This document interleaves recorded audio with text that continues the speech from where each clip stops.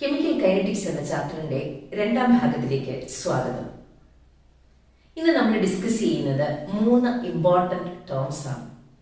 Rate law, order, molecularity. Simple ആണ്, പക്ഷേ പരീക്ഷയ്ക്ക് ഫ്രീക്വന്റ് ആയിട്ട് ക്വസ്റ്റ്യൻ ചോദിക്കുന്ന ടോപ്പിക്സുമാണ്.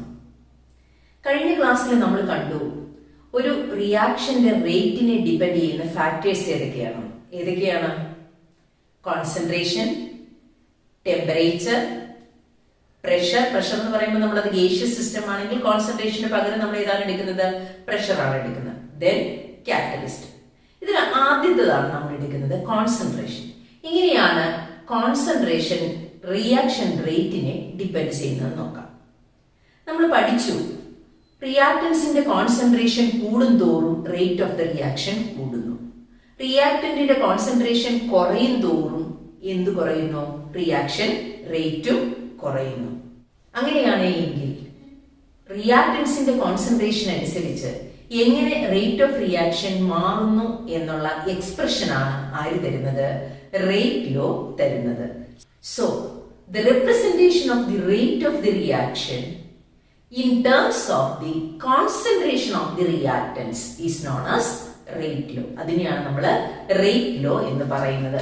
സോ റേറ്റ് ലോയ്ക്ക് മറ്റൊരു പേര് കൂടിയുണ്ട്, റേറ്റ് ഇക്വേഷൻ എന്നതിനെ വിളിക്കുന്നുണ്ട്. റേറ്റ് ഇക്വേഷൻ അല്ല എങ്കിൽ അതിനെ റേറ്റ് എക്സ്പ്രഷൻ എന്നും വിളിക്കുന്നുണ്ട്. ഓക്കെ, ഈ 3 പേരില് ഇത് അറിയപ്പെടുന്നുണ്ട്. ഇനി consider A reaction, general reaction AA plus BB giving CC plus DD, where the small a, b, c, d are the stoichiometric coefficient. നമുക്കറിയാം അതല്ലേ. അങ്ങനെയാണെങ്കിൽ ഇതിന്റെ റേറ്റ് എന്ന് പറയുന്നത് നമ്മൾ പറഞ്ഞു റേറ്റ് ആർക്ക് പ്രൊപ്പോർഷണൽ ആണ്? Concentration of the reactants. റിയാക്ടൻസിന്റെ കോൺസെൻട്രേഷൻ കൂടുമ്പോൾ റേറ്റ് കൂടുന്നു, റിയാക്ടൻസിന്റെ കോൺസെൻട്രേഷൻ കുറയുമ്പോൾ റേറ്റ് കുറയുന്നു. അപ്പൊ റേറ്റ് പ്രൊപ്പോർഷണൽ അല്ലേ അവയ്ക്ക്? അപ്പൊ നമുക്ക് എങ്ങനെ എഴുതാം? Rate is proportional to the molar concentration of, ഇങ്ങനെയാണ് നമ്മൾ എഴുതുന്നത്, molar concentration of square bracket ഇട്ട് A raise to X and molar concentration of B raise to Y. അപ്പൊ എന്താണ് ഈ എക്സും വൈയും? X and Y may or may not be equal to this A and B. അതായത് ചിലപ്പോൾ X എന്ന് പറയുന്നത് Aക്ക് തുല്യമാകാം, Y എന്ന് പറയുന്നത് Bക്ക് തുല്യമാകാം, ചിലപ്പോൾ അങ്ങനെ അല്ലാതെയും വരാം. അതൊരു പവർ ആണ്. X Y എന്ന് പറയുന്നത് ഒരു പവർ ആണ്. And this X is the order of the reaction. ഈ ഒരു റിയാക്ടന്റിന്റെ ഓർഡറാണ് X എന്ന് പറയുന്നത്. And Y is the order with respect to B. Okay. Now, again, rate is equal to proportionality. നമുക്ക് മാറ്റാം by multiplying it with a constant K into molar concentration of A raised to X and molar concentration of B raised to Y. And this K is known as the rate constant. ആ K യെ നമ്മൾ വിളിക്കുന്ന പേരാണ് rate constant. Okay. This proportionality constant, and this is known as rate law or rate expression.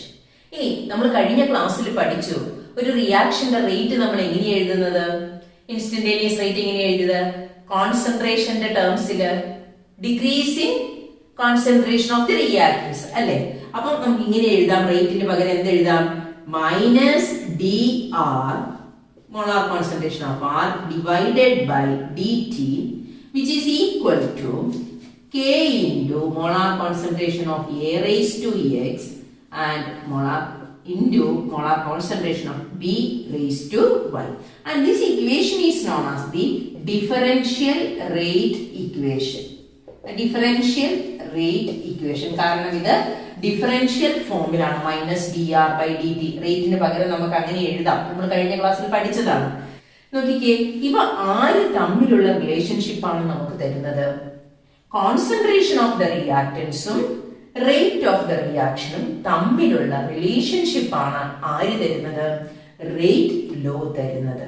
ഇവിടെ ഒരു പ്രത്യേകതയുണ്ട്. So rate law gives us the relationship between rate of a reaction where it is expressed in terms of the concentration, molar concentration of the reactants, where each term is raised to some power which may or may not be equal to the stoichiometric coefficient in the balanced chemical equation. ഈ balanced chemical ഇക്വേഷനിലെ സ്റ്റോയിഷ്യോമെട്രിക് കോഎഫിഷ്യന്റിന് ഒന്നുകിൽ equal ആകാം അല്ലെങ്കിൽ equal അല്ലാതിരിക്കാം. അങ്ങനെ ഓരോ concentration ടേമും ആ പവറിലേക്ക് raise ചെയ്തിരിക്കുകയാണ്. Okay, this is rate law or rate equation. പഠിച്ചു വെക്കണം കേട്ടോ. Now let us once again define what is rate law. എന്താണ് rate law? It is an expression where the reaction rate is expressed in terms of concentration of the reactants, where each term is raised to some power which may or may not be equal to the stoichiometric coefficient in the balanced chemical equation of the chemical reaction. Okay, പഠിച്ചു വെക്കണം കേട്ടോ. ഇനി rate law expression നമുക്കൊരു balanced chemical ഇക്വേഷനിൽ നിന്ന് എഴുതാൻ സാധിക്കുമോ? നമുക്കൊരു എക്സാമ്പിൾ എടുത്ത് നോക്കാം. ഇത് നൈട്രിക് ഓക്സൈഡ് ഓക്സിജനുമായിട്ട് കമ്പൈൻ ചെയ്ത് നൈട്രജൻ ഡയോക്സൈഡ് ഉണ്ടാകുന്ന റിയാക്ഷനാണ്. 2NO plus O2 giving 2NO2 എന്ന് പറയുന്ന റിയാക്ഷനാണ്. ഈ റിയാക്ഷന്റെ റേറ്റ് അതിന്റെ കോൺസെൻട്രേഷൻ ഓഫ് ദ റിയാക്ടൻസുമായിട്ട് എങ്ങനെ ബന്ധപ്പെട്ടിരിക്കുന്നു എന്ന് നമുക്ക് നോക്കാം. ഇവിടെ ഞാൻ രണ്ടിന്റെയും ഇനീഷ്യൽ കോൺസെൻട്രേഷൻ എടുത്തിട്ടുണ്ട്. നൈട്രിക് ഓക്സൈഡിന്റെയും ഓക്സിജന്റെയും ഇനീഷ്യൽ കോൺസെൻട്രേഷൻ എടുത്തിട്ടുണ്ട്. അപ്പൊ ഒരു കാര്യം ചെയ്തു, അതിൽ ഒരെണ്ണത്തിന്റെ കോൺസെൻട്രേഷൻ കോൺസ്റ്റന്റ് ആക്കി വെച്ചു, അടുത്തതിന്റെ കോൺസെൻട്രേഷൻ വേരി ചെയ്യിച്ചു. ഇവിടെ ഫസ്റ്റ് 2 കേസ് നോക്കിക്കേ. 1ഉം 2ഉം എടുക്കുകയാണെങ്കിൽ NOയുടെ കോൺസെൻട്രേഷൻ 0.30 മോൾ പെർ ലിറ്റർ, ഓക്സിജന്റെയും 0.30 മോൾ പെർ ലിറ്റർ. പക്ഷെ രണ്ടാമത്തെ കേസില് NOയുടെ കോൺസെൻട്രേഷൻ ഞാൻ എന്ത് ചെയ്തു? ഡബിൾ ചെയ്യിച്ചു. 0.30 നിന്ന് 0.60 ആക്കി. അപ്പോഴും ഓക്സിജന്റെ കോൺസെൻട്രേഷൻ ഈസ് കെപ്റ്റ് കോൺസ്റ്റന്റ്. അപ്പൊ ഇവിടെ ഓക്സിജന്റെ കോൺസെൻട്രേഷൻ കോൺസ്റ്റന്റ് ആവുകയും നൈട്രജന്റെ കോൺസെൻട്രേഷൻ വേരി ചെയ്യുകയും ചെയ്തു. അങ്ങനെ റിയാക്ഷൻ റേറ്റ് മെഷർ ചെയ്തപ്പോൾ കണ്ട കാര്യം എന്താണ്? 0.096 നിന്ന് 0.384 ആയിട്ട് റിയാക്ഷൻ റേറ്റ് കൂടി. അതായത് 0.096നെ 4 കൊണ്ട് മൾട്ടിപ്ലൈ ചെയ്യുമ്പോഴാണ് 0.096 into 4 ചെയ്യുമ്പോഴാണ് നമുക്ക് എന്ത് കിട്ടുന്നത്? 0.384 കിട്ടുന്നത്. സോ റിയാക്ഷൻ റേറ്റ് 4 ഇരട്ടിയായി. അതായത് the rate of the reaction depends upon the square of the concentration of NO. NOയുടെ കോൺസെൻട്രേഷന്റെ സ്ക്വയറിനെയാണ് ഡിപ്പെൻഡ് ചെയ്യുന്നത്. ഇരട്ടിയാക്കിയപ്പോൾ ഇവിടെ റേറ്റും ഇരട്ടി മാത്രമല്ല ആയത്, 4 ഇരട്ടിയാണ് ആയത് അല്ലേ? അപ്പം റേറ്റ് എന്ന് പറയുന്നത് ആരെ ഡിപ്പെൻഡ് ചെയ്തിട്ടുണ്ട്? കോൺസെൻട്രേഷൻ ഓഫ് NOയുടെ സ്ക്വയറിനെ ഡിപ്പെൻഡ് ചെയ്തിട്ടുണ്ട്. ഓക്കെ, അത് ക്ലിയർ ആയല്ലോ. ഇനി അങ്ങനെയാണെങ്കിൽ ആ റേറ്റ് എക്സ്പ്രഷൻ നമുക്ക് എങ്ങനെ എഴുതാം? Rate is equal to K into ഇവിടെ കോൺസെൻട്രേഷൻ ഓഫ് NOയുടെ വെറും NO എന്ന് എഴുതിയാൽ പോരാ. കാരണം NO ഇരട്ടിച്ചപ്പോൾ റേറ്റും ഇരട്ടിയാവുകയല്ലേ ചെയ്തത്? 4 ഇരട്ടിയായി. അങ്ങനെ 4 ഇരട്ടിയാകണമെങ്കിൽ റേറ്റ് ആരെ ഡിപ്പെൻഡ് ചെയ്തിട്ടുണ്ട്? Second power square of the concentration of NOയെ ഡിപ്പെൻഡ് ചെയ്തിട്ടുണ്ട്. ഓക്കെ, ഇനി നമുക്ക് ഓക്സിജന്റെ കോൺസെൻട്രേഷൻ ഒന്ന് വേരി ചെയ്ത് നോക്കാം. ഇവിടെ നോക്കിക്കേ, ഒന്നാമത്തെ കേസില് NOയുടെ കോൺസെൻട്രേഷൻ 0.30 മോൾ പെർ ലിറ്റർ ആണ്. അതുപോലെ മൂന്നാമത്തെ കേസിലും നൈട്രിക് ഓക്സൈഡിന്റെ കോൺസെൻട്രേഷൻ 0.30 മോൾ പെർ ലിറ്റർ ആണ്. അത് കോൺസ്റ്റന്റ് ആണ്. പക്ഷേ ഒന്നാമത്തെ കേസില് ഓക്സിജന്റെ 0.30 ആണ്, മൂന്നാമത്തെ കേസില് ഓക്സിജന്റെ ഇരട്ടിച്ചു 0.60 ആയി. അപ്പോൾ റേറ്റ് എന്നാണെന്ന് നോക്കാം. നോക്കിയേ, ഫസ്റ്റ് കേസിൽ 0.96 ആണ് റേറ്റ് എന്ന് പറയുന്നത്. സോ അത് ഓക്സിജന്റെ കോൺസെൻട്രേഷൻ ഇരട്ടിച്ചപ്പോൾ അവിടെ റേറ്റ് എന്ന് പറയുന്നത് എന്താണ്? 0.1192 ആണ്. അത് എന്ന് പറയുന്നത് ഇതിനെ 2 ഇരട്ടിയാണ്. ആദ്യത്തെ റേറ്റിന്റെ 2 ഇരട്ടിയാണ് ഓക്സിജന്റെ കോൺസെൻട്രേഷൻ ഇരട്ടിച്ചപ്പോൾ നമുക്ക് കിട്ടിയ reaction rate. That means the reaction rate depends upon the first power of the concentration of the oxygen. ഓക്സിജന്റെ വാല്യൂ കോൺസെൻട്രേഷൻ ഇരട്ടിച്ചപ്പോൾ റിയാക്ഷൻ റേറ്റും എന്തായി? ഇരട്ടിയായി. അപ്പൊ നമുക്കിവിടെ ഓക്സിജന്റെ കോൺസെൻട്രേഷന്റെ പവർ ആയിട്ട് എത്ര എഴുതണം? 1 എന്ന് എഴുതണം. 2 എഴുതാൻ പറ്റില്ല. 2 എഴുതണമെങ്കിൽ ഇത് 4 ഇരട്ടി ആയേനെ. അങ്ങനെ ആയില്ലല്ലോ, ഇത് ഇരട്ടിയേ ആയുള്ളൂ. So this is the rate equation. ഇവിടെ നമുക്ക് നോക്കിയാൽ ഒരു കാര്യം മനസ്സിലാകും. നമ്മൾ ആദ്യം പറഞ്ഞു, റേറ്റ് ലോ പഠിച്ചപ്പോൾ നമ്മൾ പറഞ്ഞു ആ എക്സും വൈയും എന്ന് പറയുന്നത് that may or may not be equal to the stoichiometric coefficients in the balanced chemical equation എന്ന് പറഞ്ഞു. ഇവിടെ സ്റ്റോയിഷിയോമെട്രിക് കോഎഫിഷ്യന്റ് ഏതാണ്? NOയുടെ 2ഉം ഓക്സിജന്റെ 1ഉമാണ്. അത് തന്നെയാണ് ഇവിടെ എന്തായിട്ട് കിട്ടിയിരിക്കുന്നത്? പവേഴ്സ് ആയിട്ട്, കോൺസെൻട്രേഷൻ ടേംസിന്റെ പവേഴ്സ് ആയിട്ട് കിട്ടിയിരിക്കുന്നത്. ഇവിടെ അത് ഈക്വൽ ആണ്. എന്നാൽ മറ്റ് ചില റിയാക്ഷൻസ് നമുക്ക് നോക്കാം.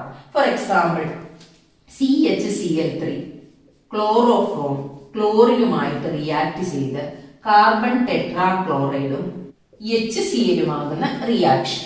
ഈ റിയാക്ഷന്റെ റേറ്റ് ലോ എക്സ്പെരിമെന്റൽ ആയിട്ടാണ് ഡിറ്റർമിൻ ചെയ്യുന്നത്. നമുക്ക് ഒരിക്കലും ഒരു ബാലൻസ്ഡ് കെമിക്കൽ ഇക്വേഷനിൽ നിന്ന് റേറ്റ് ലോ എഴുതാൻ പറ്റില്ല. അപ്പൊ എക്സ്പെരിമെന്റൽ ആയിട്ട് ഡിറ്റർമിൻ ചെയ്ത റേറ്റ് ലോ എന്ന് പറയുന്നത് rate is equal to K into molar concentration of CHCl3 into molar concentration of chlorine raise to half. നോക്കിക്കേ, ഇവിടെ എന്താണ് order with respect to chlorine കിട്ടിയത്? എന്താണ്? ഹാഫ് ആണ് കിട്ടിയത്. So this is the rate law for this reaction. നമുക്ക് മറ്റൊരു reaction നോക്കാം. Hydrolysis of ethyl acetate. Ethyl acetate എന്ന് പറയുന്നത് CH3COO(C2H5).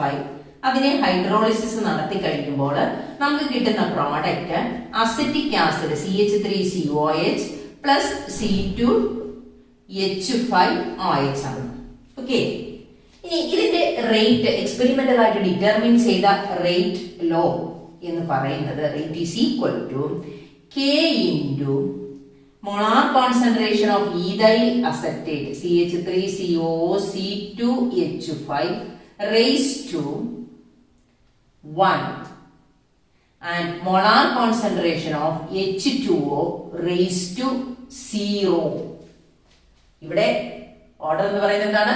0 ആണ്. With respect to water here order is 0 and with respect to ethyl acetate it is 1. ഇതെല്ലാം experimental ആയിട്ട് determine ചെയ്തതാണ്. അപ്പൊ ഇതിൽ നിന്ന് നമ്മൾ മനസ്സിലാക്കേണ്ട ഒരു കാര്യം എന്താണ്? ഒരിക്കലും ഒരു റിയാക്ഷന്റെ റേറ്റ് ലോ നമുക്ക് അതിന്റെ ബാലൻസ്ഡ് കെമിക്കൽ ഇക്വേഷനിൽ നിന്ന് എഴുതാൻ സാധിക്കില്ല. It must be determined experimentally. So the rate law is determined experimentally. Okay, അടുത്ത നമുക്ക് കുറച്ചുകൂടി ഡീറ്റെയിൽഡ് ആയിട്ട് ഓർഡർ എന്താണെന്ന് പഠിക്കാം. അപ്പം ഓർഡർ പഠിക്കുന്നതിന് മുമ്പ് consider the general reaction AA plus BB giving CC plus DD, where ABCD small letters are the stoichiometric coefficients. ഇതിന്റെ റേറ്റ് ഇക്വേഷൻ എങ്ങനെ എഴുതുന്നത്? Rate is equal to K into molar concentration of A raised to X into molar concentration of B raised to Y. ഇവിടെ നമ്മൾ പറഞ്ഞു X is the order with respect to A, concentration of A, and Y is the order with respect to concentration of B. അങ്ങനെയാണ് എങ്കിൽ X plus Y എന്ന് പറയുന്നത് എന്തായിരിക്കും? That is the overall order of the reaction. അപ്പോൾ നമ്മൾ order of the reaction ഏതാണെന്ന് ചോദിച്ചു കഴിഞ്ഞാൽ എപ്പോഴും പറയുന്നത് ഏതാണ്? X plus Y. So X plus Y gives the overall order of the reaction. ഇനി ഈ X plus Y നമുക്ക് എങ്ങനെ ഡിഫൈൻ ചെയ്യാം? So order is the sum of the powers. ഇവിടെ powers അല്ലേ?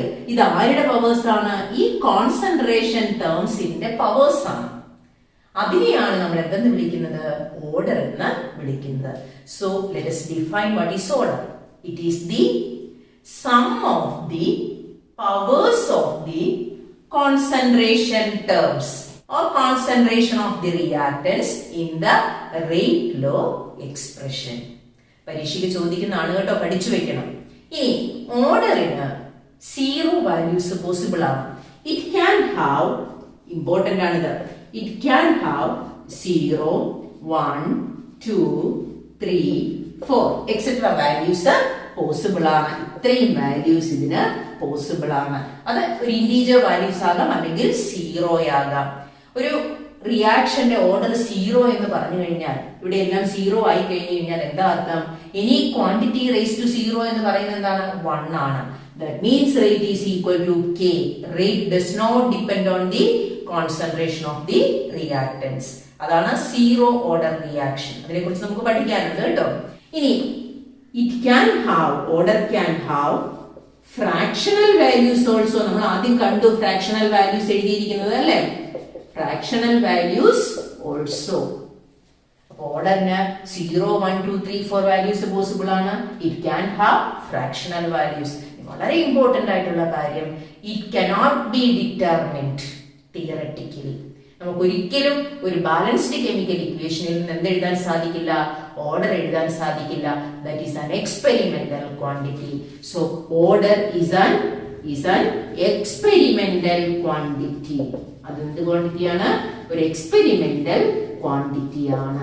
So these are the important points about order. അപ്പോൾ order എന്താണെന്നുള്ളതും ഈ കാര്യങ്ങളും നന്നായിട്ട് പഠിച്ചു വെക്കുക. ഇനി റേറ്റ് കോൺസ്റ്റന്റിന്റെ യൂണിറ്റ് എങ്ങനെ കണ്ടുപിടിക്കാമെന്ന് നോക്കാം. ഇതും പരീക്ഷയ്ക്ക് സ്ഥിരം ചോദിക്കുന്ന ഒരു ചോദ്യമാണ്. ഇത് ശ്രദ്ധിച്ചിരുന്നോളുക. നമ്മൾ റേറ്റ് കോൺസ്റ്റന്റ് ഏതാണെന്നാ പറഞ്ഞത്? ഈ ഒരു ഇതിലെ റേറ്റ് കോൺസ്റ്റന്റ് എന്ന് പറയുന്നത് ഏതാണ്?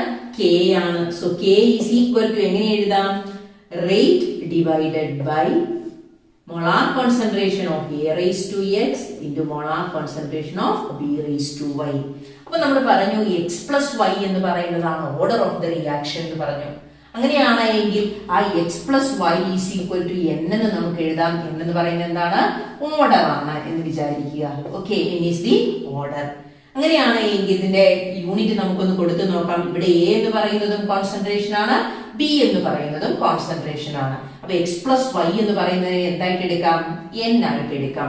അപ്പൊ ഈ ഇക്വേഷൻ നമുക്ക് ഇങ്ങനെ എഴുതാം: റേറ്റ് ഡിവൈഡഡ് ബൈ, ഇത് രണ്ടും കോൺസെൻട്രേഷൻ ആണ്, so concentration raise to N എന്ന് എഴുതാം. ഓക്കെ, ഇനി റേറ്റ് ഓഫ് എ റിയാക്ഷൻ എന്താ നമ്മൾ പഠിച്ചത്? What is rate of a reaction? It is the change in concentration of reactants or products divided by time ആണ് അല്ലെ? റേറ്റ് എന്ന് പറയുന്നത് കോൺസെൻട്രേഷൻ ബൈ ടൈം ആണ്. Change in concentration by time and that divided by concentration raise to N. ഇവിടെ കോൺസെൻട്രേഷന്റെ unit mole per litre ആണ്, നമുക്കറിയാം. അപ്പൊ എഴുതാം. സോ മോൾ പെർ ലിറ്റർ കോൺസെൻട്രേഷന്റെ യൂണിറ്റ്. ടൈമിന്റെ യൂണിറ്റ് എന്താണ്? സെക്കൻഡ് ആണ്. അപ്പൊ ഇവിടെ അടിയിലാണ് വന്നിരിക്കുന്നത്, അതുകൊണ്ട് അത് മുകളിൽ വരുമ്പോ സെക്കൻഡ് ഇൻവേഴ്സ് ആകും. അപ്പൊ റേറ്റിന്റെ യൂണിറ്റ് എന്താണ്? Mole per litre per second. That divided by concentration. കോൺസെൻട്രേഷന്റെ യൂണിറ്റ് എന്താണ്? Mole per litre and that raise to N. Okay, ഇനി N എന്ന് പറയുന്ന ഓർഡർ ഓഫ് ദ റിയാക്ഷൻ ആണ്. ഇങ്ങനെ നമുക്ക് ഓരോ റിയാക്ഷന്റെയും ഓർഡർ കണ്ടുപിടിക്കാം. If N is equal to 0 നമുക്ക് കണ്ടുപിടിക്കാം. K യുടെ യൂണിറ്റ് എന്താണെന്ന് നമുക്ക് ഓരോന്നായിട്ട് കണ്ടുപിടിക്കാം. അപ്പൊ ആദ്യം നമ്മൾ N is equal to 0 കൊടുക്കുകയാണ്. If N is equal to 0, ഈ ഇക്വേഷൻ തന്നെ നമുക്ക് എഴുതാം. K is equal to mole per litre second inverse divided by mole per litre the whole raised to, ഇവിടെ n is equal to 0 അല്ലേ? അപ്പൊ raised to n എന്നുള്ള എന്ത് കൊടുക്കണം? 0. and any quantity raised to 0, 1 raised to 0 എത്രയാണ്? 1 ആണ്. 2 raised to 0 എത്രയാണ്? 1 ആണ്. അപ്പം അങ്ങനെയാണെങ്കിൽ ഇത് is equal to 1 വരും. അപ്പൊ യൂണിറ്റ് എന്ത് തന്നെ വരും? മോൾ per litre per second inverse എന്ന് വരും. ചിലപ്പോ ഈ യൂണിറ്റ് തരും. യൂണിറ്റ് തന്നിട്ട് ഇത് ഏത് ഓർഡർ റിയാക്ഷൻ ആണെന്ന് ചോദിക്കും. അപ്പൊ നമ്മൾ ഈ യൂണിറ്റ് ആണെങ്കിൽ നമ്മൾ മനസ്സിലാക്കണം അത് ഏത് ഓർഡർ ആണ്? 0 ഓർഡർ ആണെന്ന് മനസ്സിലാക്കണം. Okay, now n is equal to 1. n is equal to 1 ന് വാല്യൂ കൊടുത്തു കഴിഞ്ഞാൽ നമുക്ക് ഈ യൂണിറ്റ് കണ്ടുപിടിക്കാം. K യുടെ K is equal to mole per litre per second divided by mole per litre the whole raised to, ഇവിടെ n ന്റെ power എത്ര കൊടുക്കണം? 1 കൊടുക്കണം. സോ 1. നോക്കിക്കേ, മോൾ പെർ ലിറ്റർ ഇവിടുത്തെ ന്യൂമറേറ്ററിലെയും ഡിനോമിനേറ്ററിലെയും കട്ടായി പോവും. ബാക്കി എന്ത് കിട്ടും? Second inverse. Okay, now n is equal to 2 എന്താണ്? K is equal to mole per litre per second divided by mole per litre the whole raised to n is equal to 2. ഇതിന്റെ value എത്ര കൊടുക്കണം? 2 കൊടുക്കണം. അപ്പം ഒരു മോൾ per litre ന്യൂമറേറ്ററിൽ നിന്ന് ഡിനോമിനേറ്ററിൽ നിന്നും കട്ടായി പോകും. ബാക്കി അടിയിൽ ഒരു മോൾ പെർ ലിറ്റർ ഉണ്ട്. അപ്പൊ എങ്ങനെ വരും? അടിയിലത്തെ മോൾ പെർ ലിറ്റർ മുകളിൽ വരുമ്പോൾ മോൾ ഇൻവേഴ്സ്, ലിറ്റർ ഇൻവേഴ്സ് മുകളിൽ വരുമ്പോൾ ലിറ്റർ ആകും, ദെൻ സെക്കൻഡ് ഇൻവേഴ്സ്. ഇങ്ങനെ ഏത് ഓർഡറിന്റെ വേണമെങ്കിലും യൂണിറ്റ്സ് ഓഫ് റേറ്റ് കോൺസ്റ്റന്റ് നമുക്ക് കണ്ടുപിടിക്കാം. ഇത് ശരിക്കും മനസ്സിലാക്കി പഠിക്കണം. 1 മാർക്കിന് ഒക്കെ ചോദിക്കാറുണ്ട്. ഓക്കെ, ഇനി എന്താണ് മോളിക്യുലാരിറ്റി എന്ന് പഠിക്കാം. മോളിക്യുലാരിറ്റി പഠിക്കുന്നതിന് മുമ്പ് 2 ചെറിയ ടേം നമ്മളൊന്ന് മനസ്സിലാക്കിയിരിക്കണം. Elementary reactions and complex reactions. എന്താണ് എലമെന്ററി റിയാക്ഷൻസ്? സിമ്പിൾ ആണ്. Reactions taking place in single step, ഒറ്റ സ്റ്റെപ്പിൽ നടക്കുന്ന റിയാക്ഷൻസിനെയാണ് നമ്മൾ എന്തെന്ന് വിളിക്കുന്നത്? എലമെന്ററി റിയാക്ഷൻസ് എന്ന് വിളിക്കുന്നത്. അങ്ങനെയാണെങ്കിൽ കോംപ്ലക്സ് റിയാക്ഷൻസ് എന്താണ്? ഒരുപാട് സ്റ്റെപ്സിൽ ഒരു റിയാക്ഷൻ നടക്കുകയാണെങ്കിൽ അതിനെ നമ്മൾ വിളിക്കുന്ന പേരാണ് complex reactions. If a sequence of elementary reactions gives us a product, such a reaction is called a complex reactions. ആ കോംപ്ലക്സ് റിയാക്ഷനിൽ ഒരുപാട് എലമെന്ററി റിയാക്ഷൻസ് കൂടി ചേർന്നാലേ ആ റിയാക്ഷൻ നടക്കുകയുള്ളൂ. അത്തരം റിയാക്ഷൻസിനെയാണ് നമ്മൾ എന്തെന്ന് വിളിക്കുന്നത്? കോംപ്ലക്സ് റിയാക്ഷൻസ് എന്ന് വിളിക്കുന്നത്. ഇനി എന്താണ് മോളിക്യുലാരിറ്റി എന്ന് പറയാം. അത് സിമ്പിൾ ആണ്. നമുക്കൊരു റിയാക്ഷൻ നടക്കണമെങ്കിൽ റിയാക്ടന്റ് മോളിക്യൂൾസ് കൊളൈഡ് ചെയ്യണം, വേണ്ടേ? അങ്ങനെ കൊളീഷൻ നടന്നാൽ മാത്രമേ അവിടെ ഇഫക്റ്റീവ് കൊളീഷൻ നടന്നാൽ മാത്രമേ അവിടെ എന്തുണ്ടാവുകയുള്ളൂ? പ്രോഡക്റ്റ് ഉണ്ടാവുകയുള്ളൂ. അപ്പൊ എത്ര റിയാക്ടന്റ് മോളിക്യൂൾസ് കൊളൈഡ് ചെയ്ത് ആണ് ആ പ്രോഡക്റ്റ് ഉണ്ടാകുന്നത് എന്നുള്ളതിന്റെ എണ്ണമാണ് മോളിക്യുലാരിറ്റി. ഇപ്പൊ 2 എണ്ണം കൊളൈഡ് ചെയ്താണെങ്കിൽ മോളിക്യുലാരിറ്റി എന്താണ്? 2 ആണ്. 3 എണ്ണം ചേർന്നാണെങ്കിലോ 3 ആണ് മോളിക്യുലാരിറ്റി. So let us define what is molecularity. It is the number of reacting species in an elementary reaction which collide simultaneously to bring about a reaction is known as the molecularity. എത്ര എണ്ണങ്ങൾ കൂട്ടിയിടിച്ച് ആണ് ആ product കിട്ടുന്നത്? ആ കൂട്ടിയിടിക്കുന്ന മോളിക്യൂൾസിന്റെ എണ്ണമാണ് മോളിക്യുലാരിറ്റി എന്ന്. അപ്പൊ ഞാൻ ആദ്യം പറഞ്ഞു, ഒറ്റ മോളിക്യൂൾ മാത്രമേ റിയാക്ട് ചെയ്യുന്നുള്ളൂ എങ്കിൽ അത് യൂണി മോളിക്യുലാർ റിയാക്ഷൻസ് ആണ്. 2 മോളിക്യൂൾ റിയാക്ട് ചെയ്യുന്നുണ്ട് എങ്കിൽ 2 എണ്ണം റിയാക്ട് ചെയ്യുന്നുണ്ടെങ്കിൽ അത് ബൈ മോളിക്യുലർ ആണ്. 3 എണ്ണമാണെങ്കിൽ ട്രൈ മോളിക്യുലർ. ഓക്കെ, നമുക്കതിന് എക്സാമ്പിൾ ഒന്ന് നോക്കാം. So the first example is decomposition of ammonium nitrite, NH4NO2. ഇത് ഡീകമ്പോസ് ചെയ്ത് നമുക്ക് കിട്ടുന്ന പ്രോഡക്റ്റ് ആണ് nitrogen plus 2 molecules of water. നോക്കിക്കേ, ഇവിടെ ഒരൊറ്റ മോളിക്യൂളേ ഉള്ളൂ. So this is an example for unimolecular reaction. Unimolecular reaction. ഇനി അടുത്തൊരു example, 2 molecule hydrogen iodide decompose ചെയ്ത് H2 പ്ലസ് I2 ഉണ്ടാകുന്നു. ഇവിടെ എത്ര മോളിക്യൂളാണ് റിയാക്ഷനിൽ പങ്കെടുത്തത്? 2 molecule. Hence it is a bimolecular reaction. ഇതിന്റെ മോളിക്യുലാരിറ്റി എത്രയാണ്? 2 ആണ്. ഇനി അടുത്തൊരു reaction 2NO plus O2 giving 2NO2. ഇവിടെ എത്രയാണ് കൊളൈഡ് ചെയ്ത റിയാക്ടന്റ് മോളിക്യൂൾസ്? എത്ര എണ്ണമാണ്? 3 എണ്ണമാണ്. So this is A try molecular reaction. Okay, try molecular reaction. Reacting species molecules തന്നെ ആകണമെന്നില്ല, ആറ്റംസ് ആകാം, അയോൺസ് ആകാം, അങ്ങനെ ഏത് വേണമെങ്കിലും ആകാം. അങ്ങനെ ആ റിയാക്ടിംഗ് സ്പീഷീസിന്റെ എണ്ണം 3ൽ കൂടുതലായി കഴിഞ്ഞാൽ ഒരേ സമയം കൊളൈഡ് ചെയ്യാനുള്ള പ്രോബബിലിറ്റി എന്ന് പറയുന്നത് വളരെ കുറവാണ്. അപ്പൊ അതെല്ലാം കൂടെ 3ൽ കൂടുതലായി കഴിഞ്ഞു കഴിഞ്ഞാൽ 4, 5, 6, 7, 10 മോളിക്യൂൾസ് ഒക്കെ നമ്മളൊരു ബാലൻസ്ഡ് കെമിക്കൽ ഇക്വേഷൻ എഴുതുമ്പോൾ ചിലപ്പോൾ 10ഉം 16ഉം മോളിക്യൂൾസ് റിയാക്ടന്റ് സൈഡിൽ വരുന്നുണ്ട്. അപ്പൊ അത്രയും മോളിക്യൂൾസ് ഒരേ സമയം കൊളൈഡ് ചെയ്യുക എന്ന് പറയുന്നത് നിങ്ങളൊന്ന് ചിന്തിച്ചു നോക്കിക്കേ, പ്രാക്ടിക്കലി ഇറ്റ് ഈസ് പോസിബിൾ ആണോ? അല്ല. അപ്പം ഒരു കോംപ്ലക്സ് റിയാക്ഷന്റെ കേസിൽ അല്ലെങ്കിൽ ഒരുപാട് മോളിക്യൂൾസ് ഉള്ള കേസിൽ മോളിക്യുലാരിറ്റി എന്ന് പറയുന്നതിന് യാതൊരു സിഗ്നിഫിക്കൻസും ഇല്ല. ഇവിടെ ഈ റിയാക്ഷൻ ഒന്ന് നോക്കിക്കേ. KClO3 reacts with the ferrous sulfate in presence of sulfuric acid to form potassium chloride plus 3Fe2SO4 thrice plus 3H2. ഈ റിയാക്ഷനില് മോളിക്യുലാരിറ്റി ഒന്ന് നോക്കിക്കേ നിങ്ങൾ. 1 + 6 1 + 6 + 3 എത്രയാണ്? 10 ആണ്. ഇത്രയും മോളിക്യൂൾസ് ഒരുമിച്ച് കൊളൈഡ് ചെയ്ത റിയാക്ഷൻ നടക്കൂ? ഇല്ല. അപ്പൊ ഈ റിയാക്ഷൻ എങ്ങനെയായിരിക്കും നടക്കുന്നത്?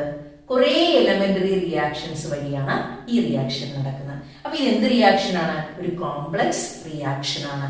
ഈ കോംപ്ലക്സ് റിയാക്ഷന്റെ ഓർഡർ എക്സ്പെരിമെന്റൽ ആയിട്ട് ഡിറ്റർമിൻ ചെയ്തിട്ടുണ്ട്. അതിന്റെ ഓർഡർ എന്ന് പറയുന്നത് x+y that is which is equal to n is equal to 2 ആണെന്ന് പറയുന്നുണ്ട്. ദാറ്റ് ഈസ് എക്സ്പെരിമെന്റലി ഡിറ്റർമിൻഡ് ആണ്. അപ്പൊ ഇങ്ങനെ മൂന്നിൽ കൂടുതൽ മോളിക്യൂൾസ് ഉള്ളത് വരുമ്പോൾ അവയെല്ലാം കോംപ്ലക്സ് റിയാക്ഷൻസിന്റെ ഗണത്തിലേക്കാണ് വരുന്നത്. സോ അത് ഒരുപാട് എലമെന്ററി റിയാക്ഷൻസിന്റെ ഫലമായിട്ടാണ് അവിടെ പ്രോഡക്റ്റ് കിട്ടുന്നത്. അങ്ങനെ വരുമ്പോൾ നമ്മൾ എങ്ങനെയാണ് ആ റിയാക്ഷന്റെ ഓർഡർ, മോളിക്കുലാരിറ്റി ഒക്കെ നമ്മൾ കണ്ടുപിടിക്കുന്നത്? നമുക്കൊന്ന് നോക്കാം.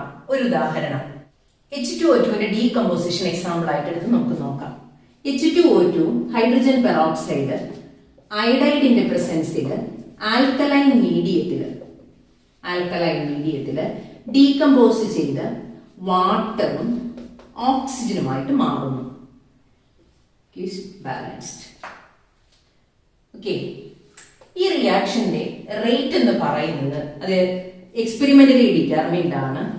Molar concentration of H2O2 divided by dt is equal to K into molar concentration of H2O2 into molar concentration of I minus. ഇതാണ് എക്സ്പെരിമെന്റലി ഡിറ്റർമിൻഡ് റേറ്റ് ഇക്വേഷൻ. ഇതെങ്ങനെയായിരിക്കും നടക്കുക? ഇത് 2 സ്റ്റെപ്പ് ആയിട്ടാണ് റിയാക്ഷൻ നടക്കുന്നത്. നമുക്കൊന്ന് എഴുതി നോക്കാം. റിയാക്ഷന്റെ മെക്കാനിസത്തിന് നമുക്ക് മനസ്സിലായത്. സോ ഫസ്റ്റ് സ്റ്റെപ്പിൽ H2O2 I മൈനസുമായിട്ട് റിയാക്ട് ചെയ്ത് H2O പ്ലസ് IO മൈനസ് എന്ന സ്പീഷീസ് ഉണ്ടായി. സെക്കൻഡ് സ്റ്റെപ്പിലും ഈ H2O2 ഈ IO മൈനസ് എന്ന് പറയുന്ന സ്പീഷീസുമായിട്ട് റിയാക്ട് ചെയ്ത് വീണ്ടും ഒരു molecule H2O plus I minus plus O2 ആണ് ഉണ്ടായത്. ഇവിടെ 2 സ്റ്റെപ്പിൽ റിയാക്ഷൻ നടന്നപ്പോൾ ആരാണ് ഈ റിയാക്ഷന്റെ ഓർഡർ തീരുമാനിക്കുന്നത്? നമ്മൾ കണ്ടു ഓർഡർ എന്ന് പറയുന്നത് ഇതാണ് കിട്ടിയിരിക്കുന്നത്. അതായത് ഓർഡർ എക്സ്പെരിമെന്റലി കണ്ടുപിടിച്ചത് ഇതാണ് എങ്കിൽ ആ ഓർഡർ എഴുതിയിരിക്കുന്നത് ഈ റിയാക്ഷനിൽ നിന്നാണ്. അപ്പൊ ഒരു കോംപ്ലക്സ് റിയാക്ഷന്റെ ഓർഡർ നിശ്ചയിക്കുന്ന എലമെന്ററി റിയാക്ഷൻ എന്ന് പറയുന്നത് അതിലെ ഏറ്റവും സ്ലോവസ്റ്റ് സ്റ്റെപ്പ് റിയാക്ഷൻ ആയിരിക്കും. ഉദാഹരണത്തിന് ഒരു റിലേ മത്സരം നടക്കുകയാണ്, ഒരു റിലേ കോമ്പറ്റീഷൻ നടക്കുകയാണ്. 4 പേര് കൂടിയാണ് ഓടുന്നത്. അതിൽ 4 പേരിൽ ഏറ്റവും സ്പീഡ് കുറഞ്ഞ ആള് തീരുമാനിക്കും ആ റിലേ ജയിക്കണോ വേണ്ടയോ എന്ന്. എങ്ങനെയാണത്? സ്പീഡ് കുറഞ്ഞ ആള് കുറച്ചുകൂടി സ്പീഡിൽ ഓടിയാൽ ജയിക്കാനുള്ള സാധ്യത കൂടും, ഇല്ലേ? വീണ്ടും അയാൾ സ്പീഡ് കുറച്ചാലോ തോൽക്കാനുള്ള സാധ്യതയും കൂടും. അപ്പൊ അയാളാണ് തീരുമാനിക്കുന്നത് ആരാണ് ആ മത്സരം ജയിക്കുന്നതെന്ന്. ഓക്കെ, അപ്പൊ അതുപോലെ ഒരു കോംപ്ലക്സ് റിയാക്ഷന്റെ ഓർഡർ തീരുമാനിക്കുന്നത് ആരാണ്? അവിടുത്തെ സ്ലോവസ്റ്റ് സ്റ്റെപ്പ് ആണ്. So that slowest step is the rate determining step. അപ്പൊ മറന്നു പോകരുത്, ഇനി കോംപ്ലക്സ് റിയാക്ഷൻ, ഒരു കോംപ്ലക്സ്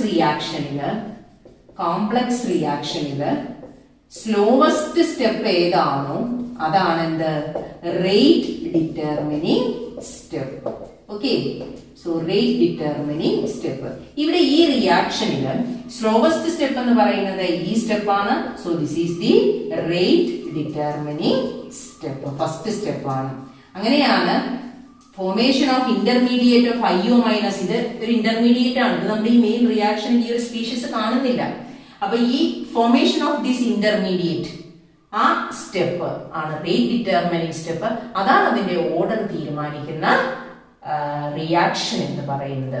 ഇനി ഇങ്ങനെയുള്ള കോംപ്ലക്സ് റിയാക്ഷനിൽ എന്താണോ അതിന്റെ ഓർഡർ അത് തന്നെയായിരിക്കും അതിന്റെ molecularity.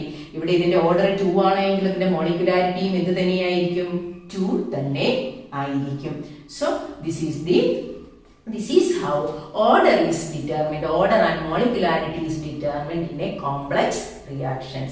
So we can say order is applicable for both complex reactions and elementary reactions.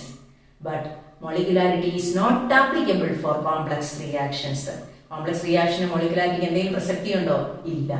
ഇനി ഇത്രയും നേരം പറഞ്ഞത് വെച്ചിട്ട് ഓർഡർ ആൻഡ് മോളിക്കുലാരിറ്റി തമ്മിലുള്ള ഡിഫറൻസ് പരീക്ഷയ്ക്ക് ചോദിക്കുന്നതാണ് ഫ്രീക്വന്റ് ആയിട്ട്. Distinguish between order and molecularity just ഒന്ന് പറഞ്ഞു നോക്കാം. നോക്കിക്കേ, ഫസ്റ്റ് വൺ മോളിക്കുലാരിറ്റി എന്താണ്? it is the number of atoms, ions or molecules that must collide with one another simultaneously so as to result into a chemical reaction. നമ്മൾ എന്താണോ definition പഠിച്ചത് അത് എഴുതി വെക്കുക. അതുപോലെ ഓർഡർ ഓഫ് റിയാക്ഷൻ എന്താ നമ്മൾ പഠിച്ചത്? It is the sum of the powers of the concentration terms on which the rate of reaction actually depends. Or രണ്ട് രീതിയിൽ അവിടെ പറയും. It is the sum of the powers of the concentration terms in the rate law expression or rate law equation. രണ്ട് ഡെഫിനിഷനും നന്നായിട്ട് പഠിക്കുക. Now the second difference is molecularity of a reaction cannot be zero. ഒരിക്കലും molecularity zero ആവില്ല. Zero ആയി കഴിഞ്ഞാൽ reaction നടക്കില്ല. Now order of a reaction can be zero. And molecularity is a theoretical concept. It is a theoretical concept ആണ്. Whereas order is determined experimentally. And molecularity is always a whole number. എപ്പോഴും ഒരു whole number ആയിരിക്കും. Whereas order, it can have even fractional values. നമ്മൾ 1/2 value ഒക്കെ വരുന്ന order ഉള്ള reaction കണ്ടു അല്ലേ? So it can have fractional values. Now, the overall molecularity of complex reaction has no significance. അതായത് കോംപ്ലക്സ് റിയാക്ഷന്റെ കേസിൽ മോളിക്കുലാരിറ്റി യാതൊരു സിഗ്നിഫിക്കൻസും ഇല്ല. Individual step has its own molecularity. കുറേ എലമെന്ററി റിയാക്ഷൻസ് കൂടിയാണ്. ആ എലമെന്ററി റിയാക്ഷൻസിന് മോളിക്കുലാരിറ്റിക്ക് സിഗ്നിഫിക്കൻസ് ഉണ്ട്. സമയം order of a reaction is for overall reaction. അപ്പം ഓർഡർ ഓഫ് അവിടെ നിങ്ങൾ ഒന്നുകൂടി ചേർത്തേക്കുക. Order of a reaction is applicable both for complex and elementary reactions. And for complex reaction order is given by the slowest step and the molecularity is same as the order of the reaction. Okay, അപ്പോൾ ഇന്ന് നമ്മൾ concentration of റിയാക്ടൻസും rate of റിയാക്ഷനും തമ്മിലുള്ള ബന്ധം കാണിക്കുന്ന rate law expression നമ്മൾ പഠിച്ചു. പിന്നെ ഓർഡറും മോളിക്കുലാരിറ്റിയും തമ്മിലുള്ള ഡിഫറൻസസ്, എങ്ങനെയാണ് യൂണിറ്റ്സ് ഓഫ് റേറ്റ് കോൺസ്റ്റന്റ് കണ്ടുപിടിക്കുന്നത്, ഇത്രയും കാര്യങ്ങളാണ് നമ്മൾ ഇന്ന് പഠിച്ചത്. അപ്പം ഇതിൽ നിന്ന് പരീക്ഷയ്ക്ക് മുൻ വർഷങ്ങളിൽ ചോദിച്ചിട്ടുള്ളതും ഇനി ചോദിക്കാൻ സാധ്യതയുള്ളതുമായ ക്വസ്റ്റ്യൻസ് എഴുതി പഠിക്കുക. So what is rate law, ആ റേറ്റ് ലോ എങ്ങനെയാണ് വരുന്നതെന്ന് ഡിറൈവ് ചെയ്ത് കാണിക്കണം കേട്ടോ. Now, how will you determine the units of rate constant for different order of reactions? Now, third one, distinguish order and molecularity. ഏതെല്ലാം കാര്യങ്ങൾ ഓരോന്നിനെ കുറിച്ചും പറഞ്ഞിട്ടുണ്ടോ അത് കംപ്ലീറ്റ് എഴുതി പഠിക്കണം. That is very important. പരീക്ഷയ്ക്ക് ഒരു തവണ ചോദിച്ചിട്ടുണ്ട്, molecularity of a reaction cannot be zero, account for it. കാരണം മോളിക്കുലാരിറ്റി സീറോ ആയി കഴിഞ്ഞു കഴിഞ്ഞാൽ റിയാക്ഷൻ നടക്കും? പിന്നെ ഇല്ല, അത് മീനിങ്ലെസ് ആണല്ലേ. ഓക്കെ, അങ്ങനെയൊക്കെ അതിനകത്തുനിന്ന് വീണ്ടും സബ് ക്വസ്റ്റ്യൻസ് ചോദിക്കാൻ സാധ്യതയുണ്ട്. Now, how will you determine the order and molecularity of a complex reaction? അപ്പോൾ ഇത് നമ്മൾ ഡിസ്കസ് ചെയ്ത കാര്യങ്ങൾ നിങ്ങൾക്ക് നന്നായിട്ട് മനസ്സിലായിട്ടുണ്ടെന്ന് വിചാരിക്കുന്നു. നിങ്ങളുടെ അഭിപ്രായങ്ങൾ അറിയിക്കണം. And thank you for watching.